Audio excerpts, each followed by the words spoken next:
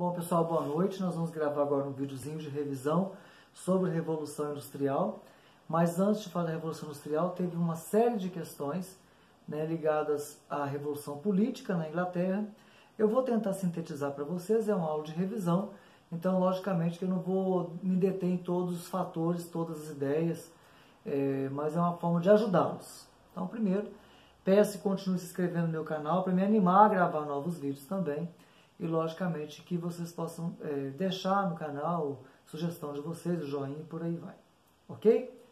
Muito obrigado. Então, pensando em Revolução Industrial, nós temos que entender que a Inglaterra passou por uma série de revoluções, de mudanças ao longo do tempo. Após o reinado de Elizabeth I, no qual governou a Inglaterra por mais de 40 anos, 49 anos, e não deixou herdeiros, quer dizer, ela não teve filhos, então houve uma série de questões na Inglaterra ligadas à sucessão. A sucessão, então, terminou ali com a família Tudor, ou a dinastia Tudor, e o parente mais próximo era um parente da Escócia, né? E aí vai entrar um escocês, o primo dela, que é o Jaime. Jaime, primeiro rei na Inglaterra com esse nome. Ele vai governar por 21 anos, e a sucessão de Jaime vai dar origem à família Stuart. Alguns dos Stuarts tiveram uma ligação muito grande e boa com o parlamento, outros não. Então, para nós entendermos, a Inglaterra, apesar de ter uma monarquia que tendia ao absolutismo, após muitas mudanças, eles tiveram que governar com a presença do parlamento. O parlamento ele é um órgão, uma instituição, né, legislativa, nesse momento, bicameral, tem duas câmaras, de um lado a Câmara dos Lordes, que é hereditário, que está ligado aos cargos da nobreza e também da Igreja Anglicana, e do outro lado nós temos os comuns, que estava ligado a uma burguesia que havia se enriquecido ao longo do tempo e também estava ali almejando a participação política. Tanto de um lado quanto do outro, o mais interessante de perceber é que dessa Câmara dos Comuns que está a burguesia, nós temos algo muito importante ali, que é uma burguesia rural chamada de gentry, e essa burguesia rural ela passa a imprimir uma nova necessidade em relação ao campo, que é a liberação de mão de obra, que estavam presos pela servidão, tal como, né, a conquista da produção de uma quantidade maior de matéria-prima, e essa matéria-prima, nesse caso, a lã, que era fornecido para as manufaturas. Também, na parte rural, já existia toda uma organização de produção, que é o modo de produção feudal. Havia uma produção para subsistência. Então, as pessoas cultivavam matéria-prima, elas também trabalhavam, elas também faziam todos os processos na produção de algum produto, e aquilo era feito para ele mesmo, para suprir as suas necessidades. A grande questão é que, nesse intervalo que a Inglaterra está, né, no campo, mas também na cidade, está desenvolvendo uma pequena indústria, nós temos uma política conturbada. Então, em uma série de medidas, o parlamento vai entrar em guerra contra o rei contra a nobreza. Nós vamos ter uma guerra civil de mais de 6 anos, com a destruição de várias famílias nobres, e essa guerra civil vai ser comandada do lado do parlamento por Oliver Cromwell, um puritano, já que a Câmara dos Comuns era composta principalmente por burgueses, cuja orientação religiosa era o puritanismo ou presbiterianismo. Nesse caso específico, os puritanos, liderados por Oliver Cromwell, depõem o rei perde a cabeça literalmente, ele vai ser morto, vai ser guilhotinado, o rei Carlos, e em seguida o Oliver Cromwell proclama na Inglaterra, pela primeira e única vez na história, uma república. Ele governa por um tempo, e essa república ele vai tomar medidas muito severas, quase ligado a uma ditadura, e essas medidas vão levá-lo à percepção de que havia questões econômicas que deveriam mudar, já tinha algumas que haviam mudado há algum tempo, mas para melhorar a questão do trâmite burguês em relação à conquista de mais espaço, mais capital, mais mercado, mais dinheiro.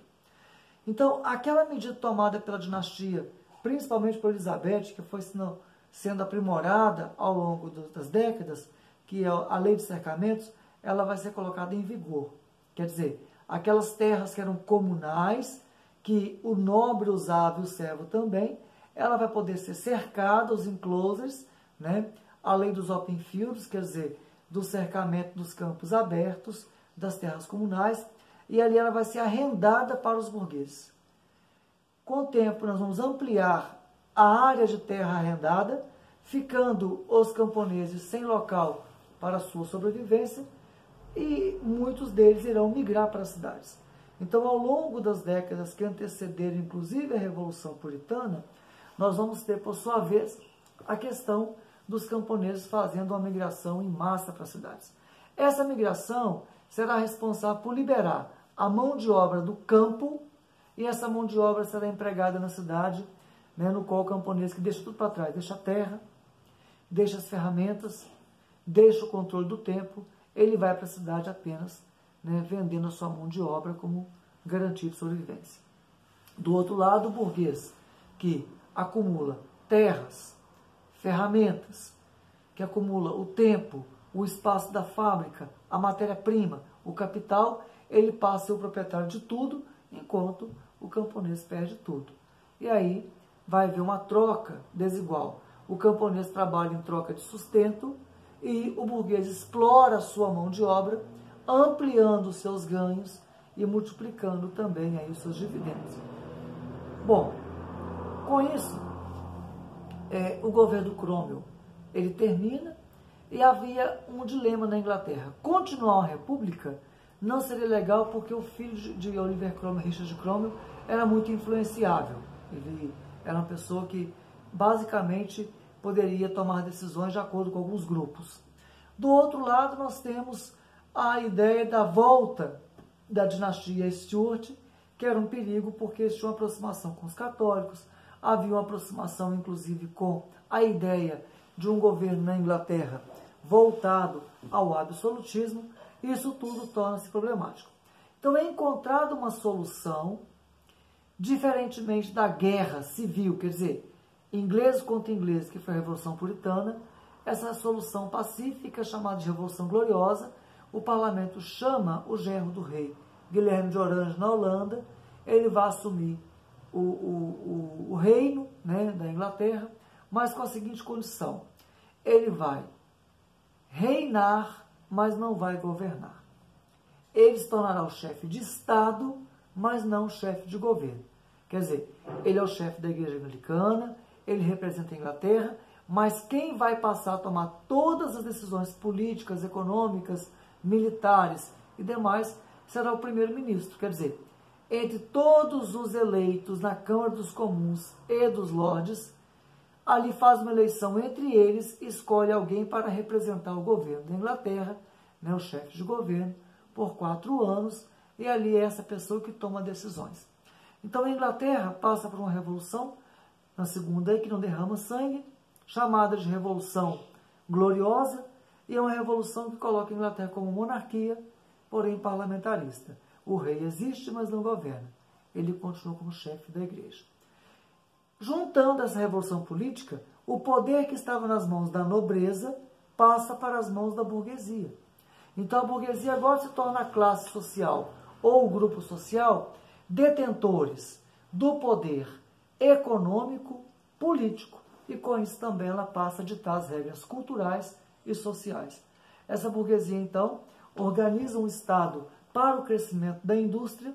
O que nós vamos ver ao longo do tempo é uma substituição do modelo de produção artesanal, em que o camponês tinha desde a matéria-prima até as ferramentas, e ele fazia todas as etapas do processo até o produto final, para um sistema que vai ser dividido.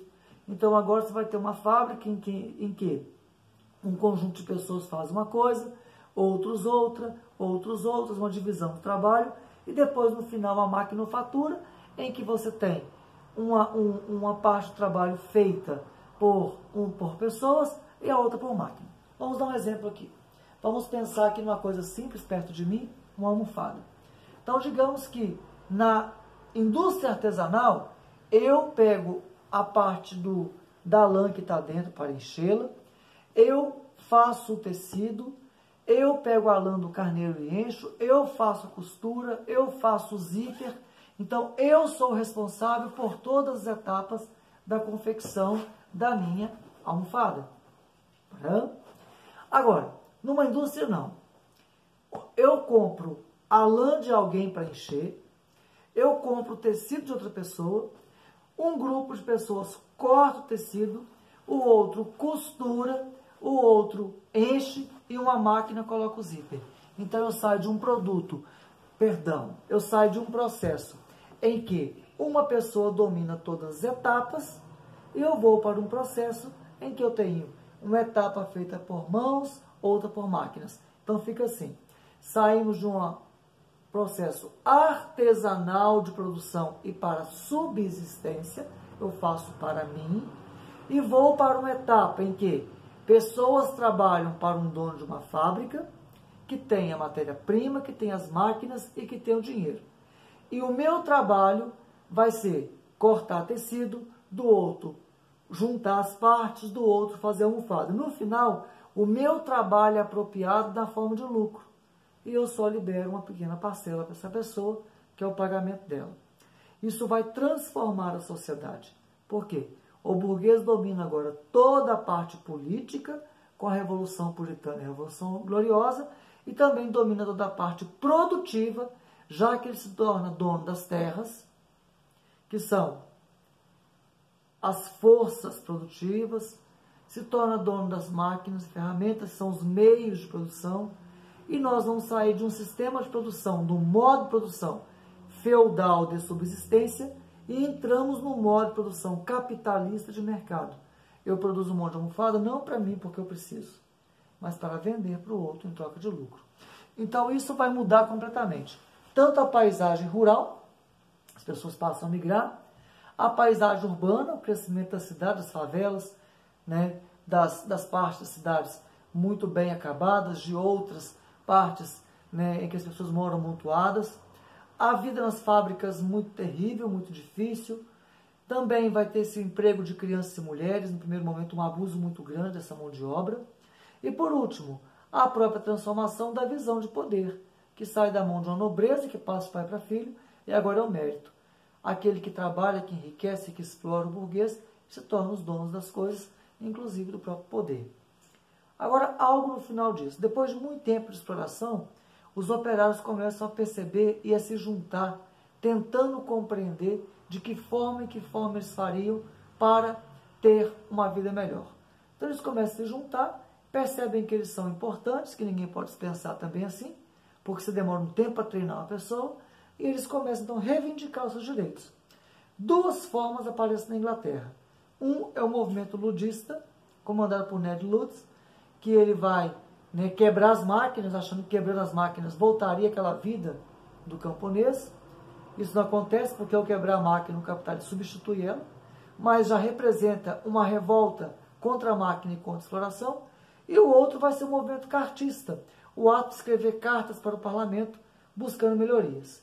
Em tese, isso significa a gênese, o início dos movimentos trabalhistas, em que os trabalhadores começam também a reivindicar os seus direitos, menos horas de trabalho, o trabalho não infantil, né, melhores condições de vida nas fábricas, mais salubridade, alimentação melhor, descanso, que eles tenham alguma garantia.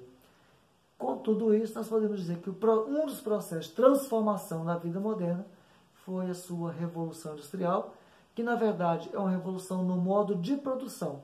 Saímos do modo de produção artesanal de autossuficiência para um modo de produção em larga escala, ligado a máquinas e a mãos, cujo objetivo é atender o mercado e não a mim mesmo. Ok? Um abraço para vocês, espero ter ajudado, né? Mas tem que ler todo o capítulo, tem algumas coisas a mais para poder fazer, mas em forma de revisão, creio que é o suficiente. Um abraço a todos. Tchauzinho.